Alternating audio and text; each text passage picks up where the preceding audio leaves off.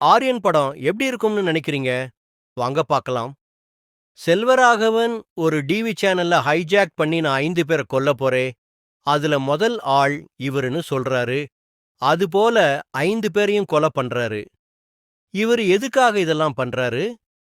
Police தடுத்தாங்களா? இதுதான் படத்தோட story.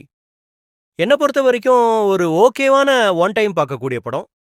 படத்துல கொஞ்சம் தேவையில்லாத ஆணிலாம் கொஞ்சம் இருக்கு. அதெல்லாம் கொஞ்சம் சகிச்சுக்கிட்டு பார்த்தா ஒரு ஓகேவான படம். படத்துல ஒரு ட்விஸ்ட் வரும். அதுக்கப்புறம் விஷ்ணு விஷால் இந்த கேஸஸ் எப்படி கொண்டு போக போறாருன்னு நமக்கே கொஞ்சம் ஆர்வம் கூடும். பட் எனக்கு கிளைமாக்ஸ் பெருசா ஒர்க் ஆகல. இப்ப என்ன படம் பார்க்கணுமா வேணாமான்னு கேக்குறீங்களா? ஒன் டைம் பார்க்கலாம். ஆனா தியேட்டர்ல போய் பாருங்க.